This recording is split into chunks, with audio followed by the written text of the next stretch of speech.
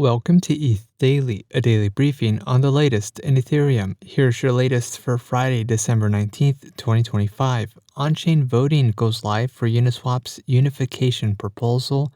The Ethereum Foundation prioritizes Layer 1 ZK EVM security. The Blockchain Association defends stablecoin rewards, and Shutter Network proposes EIP 8105. All this and more starts right after this message.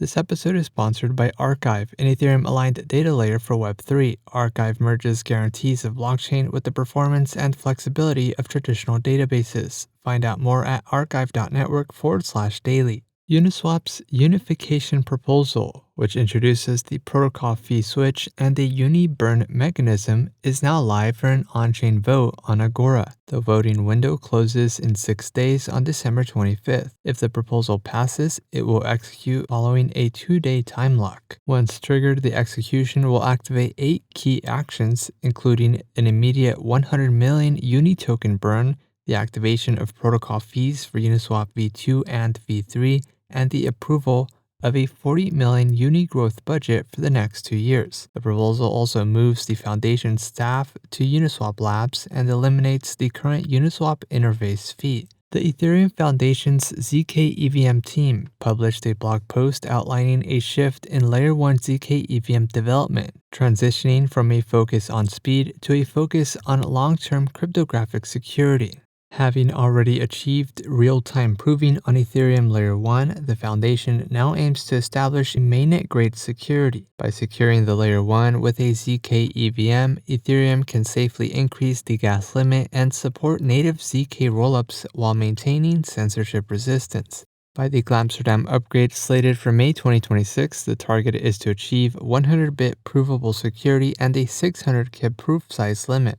The Foundation is also pushing to achieve 128-bit provable security with proofs compressed to 300 kilobytes by the Higota hard fork. The Blockchain Association and a coalition of 125 industry leaders, including Gemini, Coinbase, PayPal, and Uniswap, sent a letter to Congress to defend the Genius Act against new lobbying efforts by the banking industry.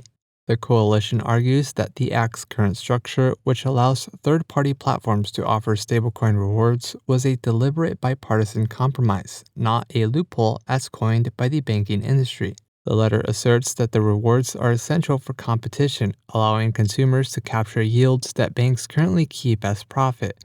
It also cites independent research to debunk bank claims that stablecoin rewards threatened community bank deposits. And lastly, Shutter Network introduced EIP 8105, a proposal for a native universal enshrined encrypted mempool aimed to protect users against malicious MEV at the protocol level. The implementation introduces a new transaction type that keeps transaction details hidden from block builders and bots until ordering is finalized. It also features a neutral on-chain registry for key providers and a fast sub-slot mechanism to ensure decryption doesn't delay block production. Proposed for activation in the Higota upgrade, EIP 8105 brings an in-protocol solution that protects users by default.